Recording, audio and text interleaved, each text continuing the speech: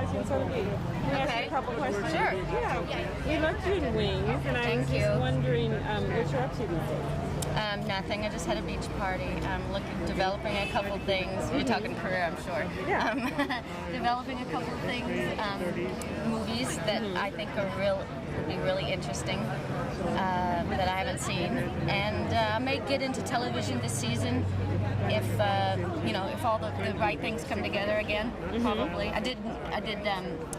Broadway last summer, and that was a new thing for me, so I really enjoyed, just trying to do some things that are different, enjoying them and learning.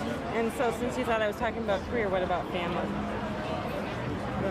Well, got a really great boyfriend that cares for me. I don't know if I'm going to have kids in my life because I had two sisters growing up that are younger than me, and they're I don't want to say they're my daughters, but they felt like that, and they're my sisters and my children, and so I feel like I have that. And then one of my sisters has an 8-year-old, and she's my niece, so she's my little girl too. So okay, great. And so what? My family's all doing good. My mother and father, my sister, we're all like so close. I need to let go. That's part of my problem. Do you still keep in touch with your Wings co-stars? Yeah, Steven's in New York doing.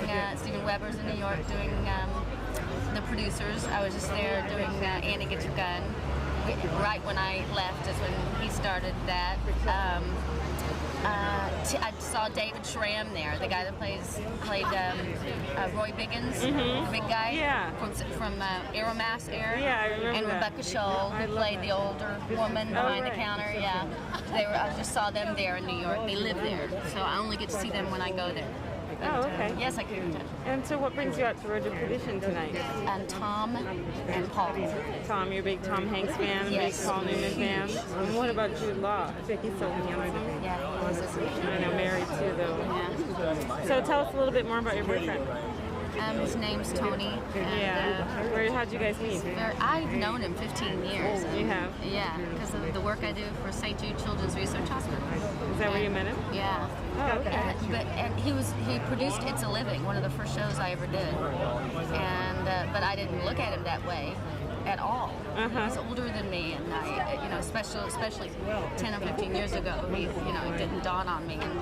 And we've always went to the St. Jude affairs together because I knew, we had to work the room. Right. So I would do the local chapter, and he would do the national. Because his father's Danny Thomas that founded it. Oh, okay. So when he would ask me to the Hollywood galas, we would walk in the door together and then basically split up and do what we needed to do for the charity and to support it. And after one of them, he started calling me. I was like, why is Tony calling me? And I started seeing him, and I found out what an incredible So how long guy. has it been? 2.5 years. Oh, wow. Okay. So I'll look for some wedding news sometime. I don't know. Have you been talking about marriage at all?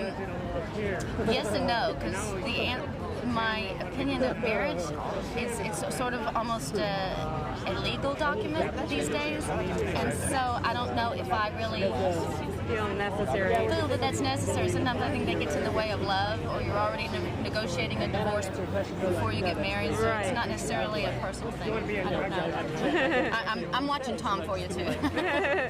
We see him. Okay, well, thank you very much. It's nice to talk to you. Really good questions. You actually spoke to me. Yeah, thanks. Nice to talk to you. Bye.